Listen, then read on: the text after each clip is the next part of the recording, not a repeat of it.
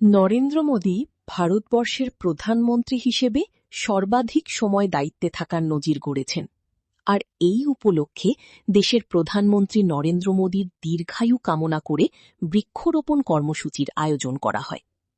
এদিন উত্তর দিনাজপুর জেলার পঞ্জিপাড়া অরবিন্দপল্লী সর্বজনীন দুর্গা মন্দির চত্বরে এই বৃক্ষরোপণ কর্মসূচি ও সাফাই অভিযান কর্মসূচির আয়োজন করা হয়। এদিনের এই কর্মসূচিতে উপস্থিত ছিলেন রায়গঞ্জের সাংসদ কার্তিক চন্দ্র পাল, জেলা সভাপতি নিমাই কবিরাজ, সরজিৎ বিশ্বাস, গোয়ালপুকুর বিধানসভার বিজেপি প্রার্থী সহ অন্যান্য নেতাকর্মীরা। ভারতবর্ষের যশস্বী প্রধানমন্ত্রী, তার সুশাসনের 12 বছর এবং তার সাথে সাথে নরেন্দ্র মোদীজি একটা রেকর্ড গড়লেন ভারতবর্ষে। একটানা তিনি এতদিন একবারে ক্ষমতায় থাকলেন। তার জন্য আমাদের দলের নির্দেশে আমরা বিভিন্ন মন্দিরে মন্দিরে গিয়ে আমাদের প্রধানমন্ত্রীর যেমন আমরা সুস্বাস্থ্য কামনা করছি, দীর্ঘায়ু কামনা করছি, তার নেতৃত্বে দেশ যেন আরও এগিয়ে যায় সেটা যেমন ঠাকুরের কাছে প্রার্থনা করছি। এবং আমাদের মোদিজির নির্দেশে মোদিজি বলেছেন যে একটি গাছ আমরা মায়ের নামে লাগাবো। সেই জন্য এখানে যারা ভারতীয় জনতা পার্টির কার্যকর্তা রয়েছেন, সাধারণ মানুষ রয়েছেন, আমি সবাইকে অনুরোধ করব, আপনারা আপনাদের পাড়ায় গিয়ে বা আপনাদের যে যেখানে থাকেন সেখানে গিয়ে আপনার বাড়ির লোক তো বটেই, বাড়ির পরিবারের যতজন সদস্য রয়েছেন প্রতি সদস্য একজন করে একটি গাছ আপনার মায়ের নামে লাগাবেন। ঠিক তেমনি তার সাথে সাথে আমাদের পাড়া মহল্লায় যতজন লোক থাকবে তাদেরকেও আমরা অনুরোধ করব একটি গাছ মায়ের নামে লাগাতে। আপনারা সবাই জানেন যে অবৈজ্ঞানিক উপায়ে যেভাবে প্রিম্যাচিওর গাছগুলো কাটা হচ্ছে, প্রকৃতি তার ভারসাম্য হারিয়ে ফেলছে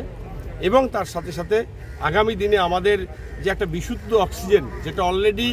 আমরা আর পাচ্ছি না,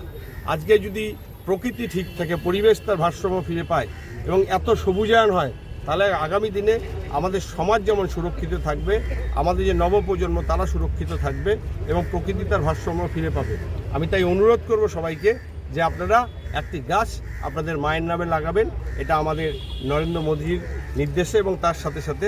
আমরা যেভাবে আজকে পশ্চিমবঙ্গে ডবল ইঞ্জিন সরকার হচ্ছে,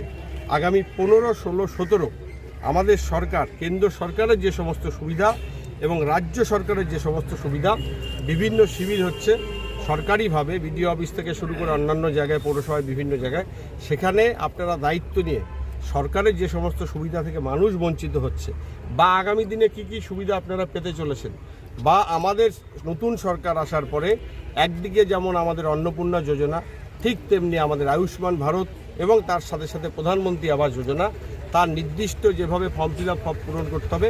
আগামী দিন যে সচেতনতা শিবির রয়েছে 15, 16, 17, সেখানে আপনারা সাধারণ মানুষকে বলবেন, প্রশাসন থেকেও মাইকিং করা হচ্ছে, সমস্ত মানুষ যেন পায় আমাদের ডবল ইঞ্জিন সরকারের লাভ সুবিধা এবং কেন্দ্র সরকারের আমরা কি কি প্রকল্প পেতে পারি যেটা এতদিন আমরা বঞ্চিত ছিলাম। আমি সবাইকে অনুরোধ করব আপনারা প্রতিটি বুথে গিয়ে মানুষকে বলুন সেই ক্যাম্পে আসতে এবং তার নির্দিষ্ট ফর্ম ফিল